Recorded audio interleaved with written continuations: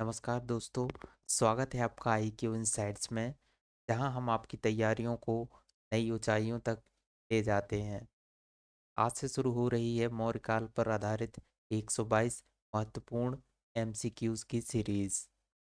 खासतौर पर UPSC और PCS परीक्षाओं के तैयारी के लिए। इस वीडियो में हम मौर्यकाल के पहले 20 प्रश्नों का हल, सही उत्तर और विस्तार पूर्वक व्याख्या के साथ करेंगे। यह हमारी 6 पार्ट सीरीज का पहला भाग है। अगले भागों में मौर्यकाल से जुड़ी और भी रोचक जानकारी और प्रश्न शामिल होंगे। तो तैयार हो जाइए, इतिहास के इस स्वर्णिम अध्याय को मज़ेदार अंदाज में समझते हैं। चैनल को सब्सक्राइब करें और अगले भाग के लिए जुड़े रहें। IQ इनसाइट्स के साथ ज्ञान की रोशनी फैलाएं। पहला प्रश्न है, प्रथम भारतीय साम्राज्य स्थापित किया गया था। प्रश्न एक बार फिर से सुनिएगा। प्रथम भारतीय साम्राज्य स्थापित किया गया था।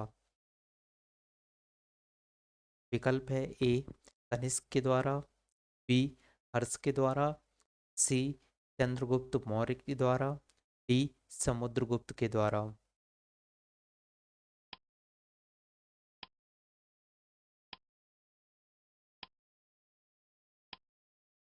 सही उत्तर है सी चंद्रगुप्त मौर्य के द्वारा।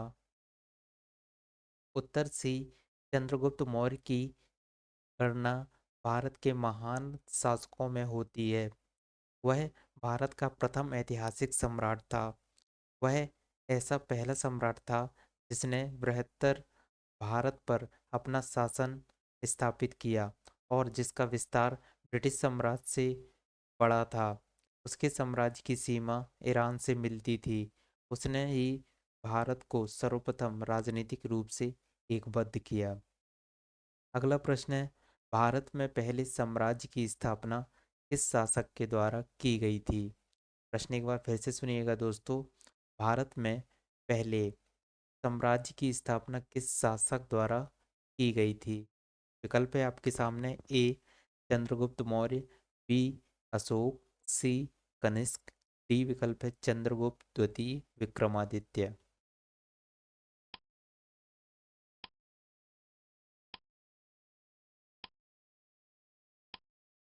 सही उत्तर है ए चंद्रगुप्त मौर्य।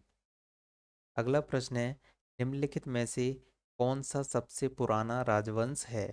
प्रश्न एक बार फिर से, निम्नलिखित में से कौन सा सबसे पुराना राजवंश है। विकल्प है ए गुप्त, बी विकल्प है मौर्य, सी विकल्प है वर्धन, डी विकल्प है कुषाण।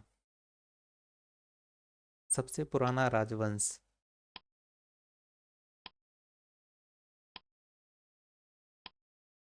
सही उत्तर है बी मौर्य। उत्तर बी, उपर्युक्त दिए गए विकल्पों में मौर्य साम्राज्य सबसे प्राचीन है।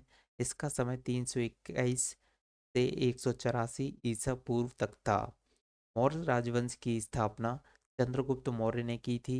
इसके बाद कुषाण गुप्त राजवंश 319 से 550 ईस्वी और वर्धन राजवंश ने प्राचीन भारत पर शासन किया। अगला प्रश्न है, जिसके ग्रंथ में चंद्रगुप्त मौर्य का विशिष्ट रूप से वर्णन हुआ है वह है। प्रश्न एक बार फिर से सुनिएगा दोस्तों। जिसके ग्रंथ में चंद्रगुप्त मौर्य का विशिष्ट रूप से वर्णन हुआ है वह है ए मास, बी शूद्रक, सी विशाखदत्त, डी अश्वघोष।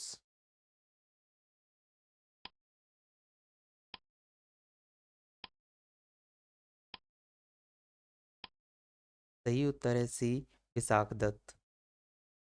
उत्तर सी विशाखदत्त कृष्ण मुद्रा राक्षस से चंद्रगुप्त मौर्य के विषय में विस्तृत सूचना प्राप्त होती है।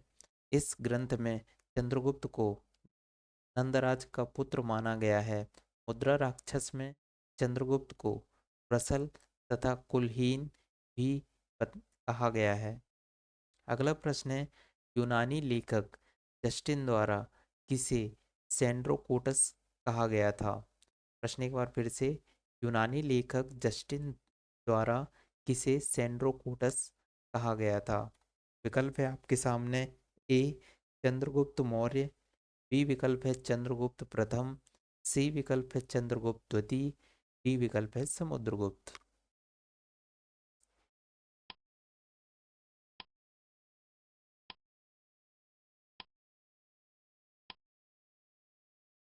सही उत्तर है ए चंद्रगुप्त मौर्य।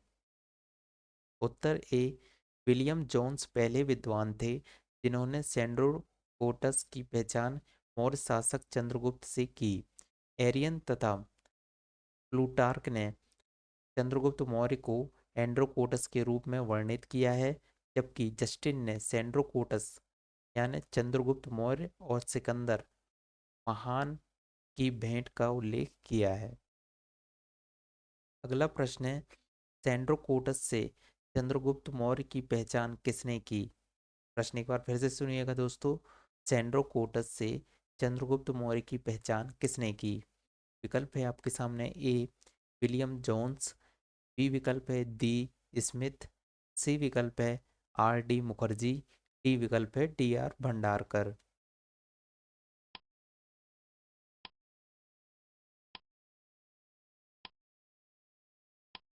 सही उत्तर है ए विलियम जोन्स। अगला प्रश्न है, निम्न में से किसने सेंड्रोकूटस यानी चंद्रगुप्त और सिकंदर महा- महान की भेंट का उल्लेख किया है? प्रश्न एक बार फिर से सुनिएगा दोस्तों। निम्न में से किसने सेंड्रोकूटस यानी चंद्रगुप्त मौर्य और सिकंदर महान की भेंट का उल्लेख किया है? विकल्प है आपके सामने। ए प्लिनी, बी विकल्प है जस्टिन, सी विकल्प है स्ट्रे स्ट्रेबो, डी विकल्प है मेगास्थनीज।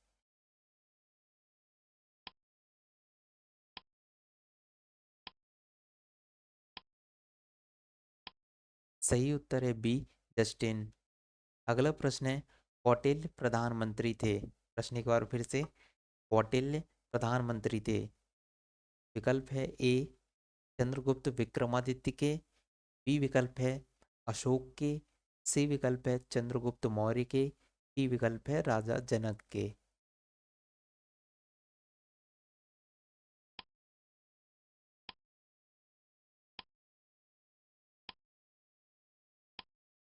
सही उत्तर है सी चंद्रगुप्त मौर्य के। उत्तर सी कौटिल्य इतिहास के विष्णुगुप्त तथा चाणक्य इन दोनों नामों से भी विख्यात थे। जब चंद्रगुप्त मौर्य भारत का एक छत्र सम्राट बना तो कौटिल्य प्रधानमंत्री, महामंत्री तथा प्रधान पुरोहित के पद पर आसीन हुए। उन्होंने राजनीति शास्त्र पर अर्थशास्त्र नामक प्रसिद्ध ग्रंथ की रचना की थी। यह भारत में राज शासन के ऊपर उपलब्ध प्राचीनतम रचना है। अगला प्रश्न है दोस्तों, चाणक्य अपने बचपन में किस नाम से जाने जाते थे? प्रश्न एक बार फिर से। चाणक्य अपने बचपन में किस नाम से जाने जाते थे? विकल्प है आपके सामने। ए अजय, बी चाणक्य, सी विष्णुगुप्त, डी विकल्प है देवगुप्त।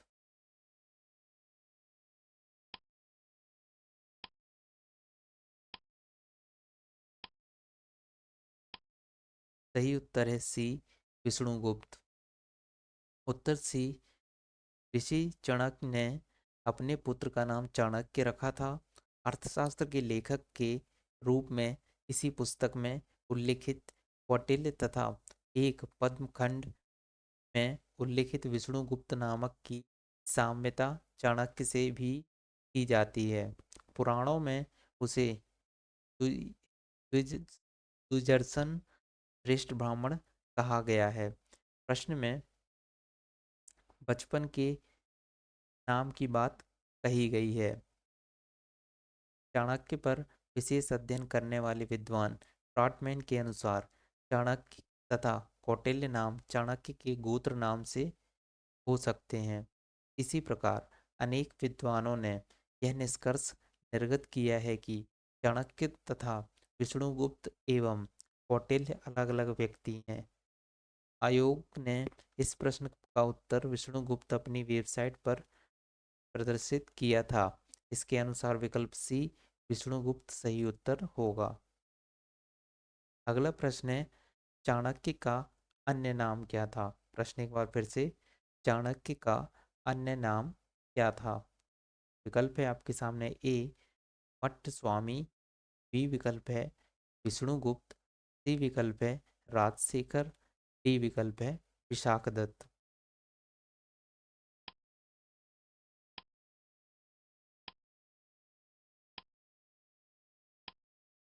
सही उत्तर है बी विष्णुगुप्त। अगला प्रश्न है, कौटिल्य की पुस्तक अर्थशास्त्र किस विषय पर आधारित है? प्रश्न एक बार फिर से, कौटिल्य की पुस्तक अर्थशास्त्र किस विषय पर आधारित है? विकल्प है आपके सामने, ए आर्थिक संबंध, बी विकल्प है शासन कला के सिद्धांत और अभ्यास, सी विकल्प है विदेश नीति, डी विकल्प है उपर्युक्त में से कोई नहीं या उपर्युक्त में से एक से अधिक।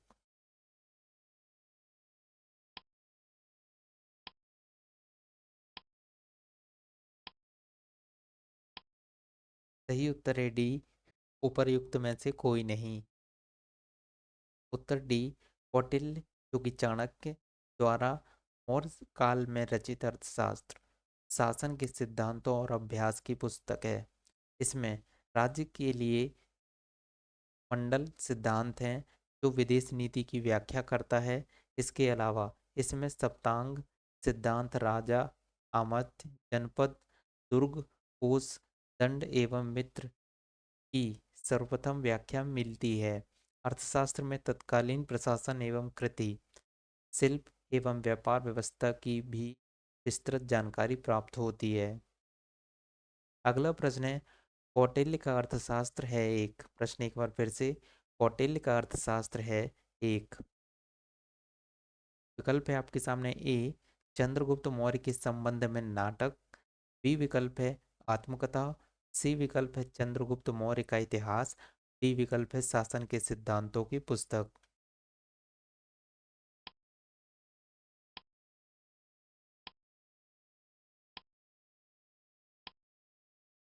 सही उत्तर है डी, शासन के सिद्धांतों की पुस्तक। अगला प्रश्न है, निम्नलिखित में से राज्य के सप्तांग सिद्धांत के अनुसार राज्य का सातवां अंग कौन सा था? प्रश्न एक बार फिर से सुनिएगा दोस्तों, निम्नलिखित में से राज्य के सप्तांग सिद्धांत के अनुसार राज्य का सातवां अंग कौन सा था? विकल्प है आपके सामने, ए जनपद, बी विकल्प है दुर्ग, सी विकल्प है मित्र, डी विकल्प है कोश।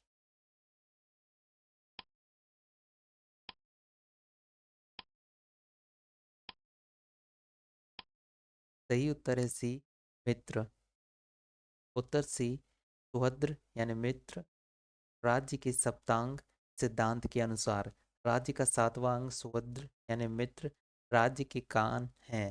राजा के मित्र शांति एवं युद्ध काल दोनों में ही उसकी सहायता करते हैं। इस संबंध में कौटिल्य सहज तथा कृत्रिम मित्र में भेद करते हैं। सहज मित्र कृत्रिम मित्र से अधिक श्रेष्ठ होता है। जिस राजा के मित्र लोभी, कामी और कायर होते हैं उसका विनाश अवश्यम भावी है। अगला प्रश्न है, कौटिल्य के अर्थशास्त्र में किस पहलू पर प्रकाश डाला गया है? प्रश्न एक बार फिर से सुनिएगा दोस्तों, कौटिल्य के अर्थशास्त्र में किस पहलू पर प्रकाश डाला गया है? विकल्प है आपके सामने, ए आर्थिक जीवन, बी विकल्प है राजनीतिक नीतियाँ, सी विकल्प है धार्मिक जीवन, डी विकल्प है सामाजिक जीवन।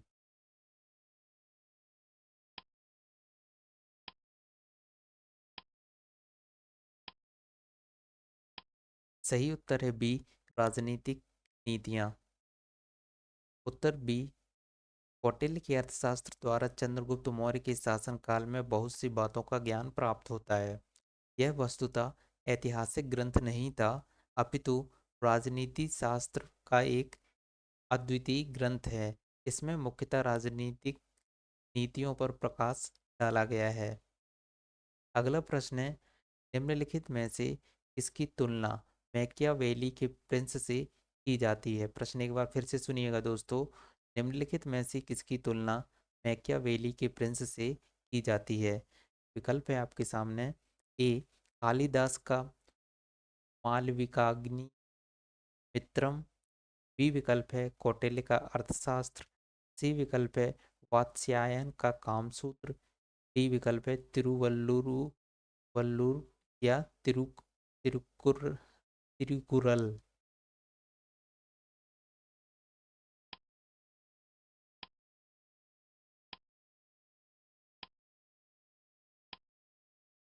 सही उत्तर है बी कौटिल्य का अर्थशास्त्र। उत्तर बी अर्थशास्त्र राजनीति शास्त्र का एक अद्वितीय ग्रंथ है। इसकी तुलना मैकियावेली के प्रिंस से की जाती है। अगला प्रश्न है किसके शासन काल में डीमेकस भारत आया। प्रश्न एक बार फिर से सुनिएगा दोस्तों, किसके शासन काल में डीमेकस भारत आया था। विकल्प है आपके सामने ए चंद्रगुप्त मौर्य, बी विकल्प है बिंदुसार, सी विकल्प है अशोक और डी विकल्प है कनिष्क।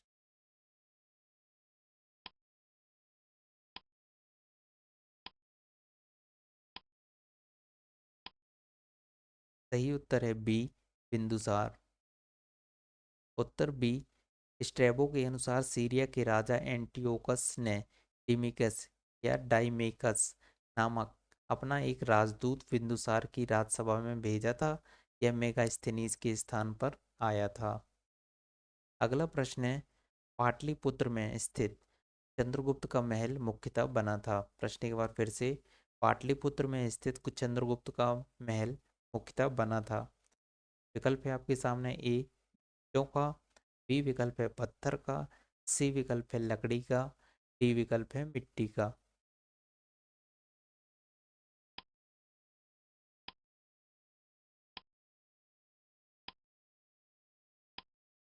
सही उत्तर है सी लकड़ी का। उत्तर सी बिहार में पटना जो कि पाटलिपुत्र के समीप बुलंदी बाग एवं कुचहार में की गई खुदाई से मौर्यकाल के लकड़ी के विशाल भवनों के अवशेष प्रकाश में आए हैं। इन्हें प्रकाश में लाने का श्रेय स्पूनर महोदय को है। बुलंदी बाग से नगर के परकोटे के अवशेष तथा कुब्रहार से राजप्रसाद के अवशेष प्राप्त हुए हैं। अगला प्रश्न है किस प्राचीन नगर के अवशेष कुहार स्थल से प्राप्त हुए हैं। प्रश्न एक बार फिर से, किस प्राचीन नगर के अवशेष कुहार स्थल से प्राप्त हुए हैं। विकल्प है आपके सामने ए वैशाली, बी विकल्प है पाटलिपुत्र, सी विकल्प है कपिलवस्तु, डी विकल्प है अवस्थी।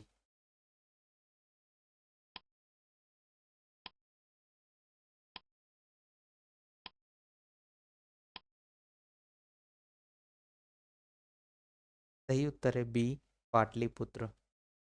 अगला प्रश्न है बुलंदी बाग प्राचीन स्थान था। प्रश्न एक बार फिर से सुनिएगा, बुलंदी बाग प्राचीन स्थान था। विकल्प है आपके सामने ए कपिलवस्तु का, बी विकल्प है पाटलिपुत्र का, सी विकल्प है अवस्थी का, डी विकल्प है वाराणसी का।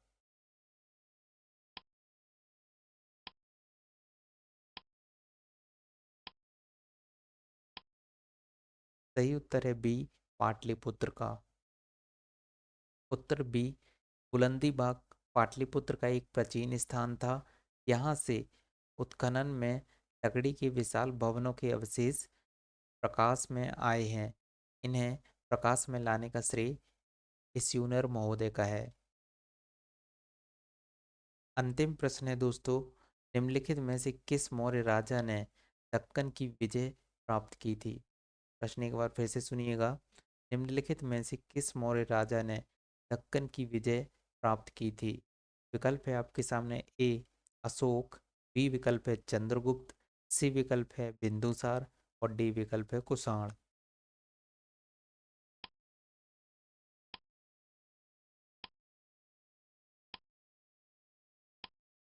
सही उत्तर है बी चंद्रगुप्त। उत्तर बी मौर्य साम्राज्य के संस्थापक चंद्रगुप्त मौर्य ने दक्षिण भारत की विजय प्राप्त की थी। इस संदर्भ में अशोक के अभिलेखों जैन एवं तमिल साक्ष्यों से जानकारी प्राप्त होती है। दक्षिण भाग के अनेक स्थलों में अशोक के अभिलेख प्राप्त हुए हैं, किंतु अशोक ने एकमात्र कलिंग विजय ही की। अतः ऐसी स्थिति में दक्षिण भारत में विजय का श्रेय हमें चंद्रगुप्त मौर्य को ही देना पड़ेगा, क्योंकि बिंदुसार की विजय अत्यंत संदिग्ध है एवं इतिहास में उसे एक विजेता के रूप में स्मरण नहीं किया जाता। जैन एवं तमिल साक्ष्य भी चंद्रगुप्त मौर्य की दक्षिण विजय की पुष्टि करते हैं। धन्यवाद दोस्तों, आपका इस क्विज वीडियो में जुड़ने के लिए धन्यवाद। उम्मीद है आपने इसे एंजॉय किया होगा और आपके ज्ञान में भी वृद्धि हुई होगी। अगर आपको वीडियो पसंद आया हो तो इसे लाइक करना ना भूलें, अपने दोस्तों के साथ शेयर करें और नए अपडेट के लिए चैनल को सब्सक्राइब ज़रूर करें। अगले वीडियो में फिर मिलेंगे, तब तक के लिए keep learning, keep growing. Thank you and take care.